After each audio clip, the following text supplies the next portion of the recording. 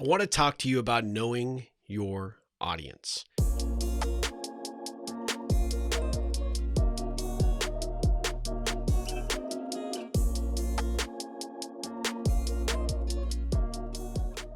One of the biggest problems that I run into or I see out there in the world is when someone is trying to build their business, that they pitch everybody and they don't recognize when people are really not interested.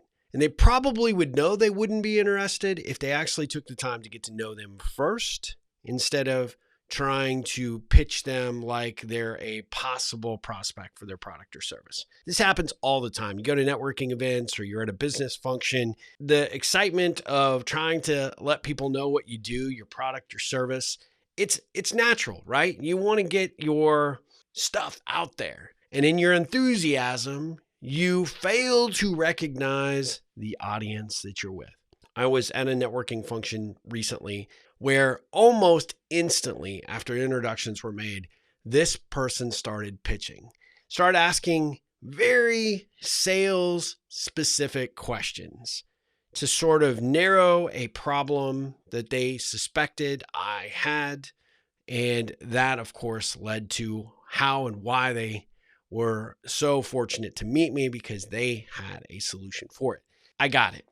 Networking function, you're out there building your business, you're hustling, but it was something that was so far removed from anything I would ever want to know about that I'm sure my body language sort of told that story.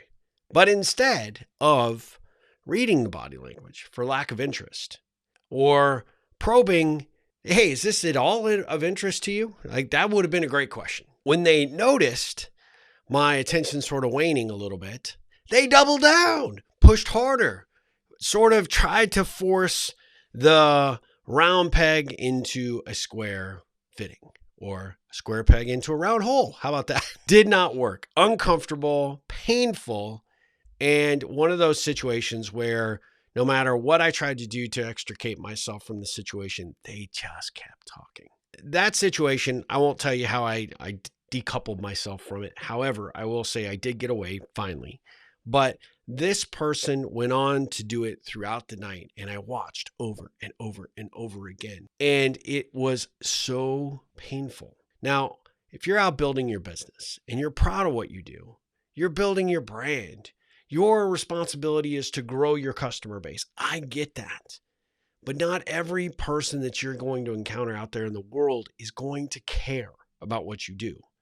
Now, what they will care about is who you are. What they will care about is what makes you tick, and trying to find a way to have a conversation that doesn't involve anything that you do with regards to business, at least initially, can be one of the quickest and easiest ways to get to know people. Because as it would turn out, had this person not been so, let's just call it aggressive, I happen to know two people that could really benefit from their approach, their business, not necessarily their approach, but their business. But I would not refer them after such an uncomfortable and really disconnected understanding of what it takes to have a conversation with another human being. Just not going to happen, because I would not take my two contacts and put them through the same painful experience that I went through.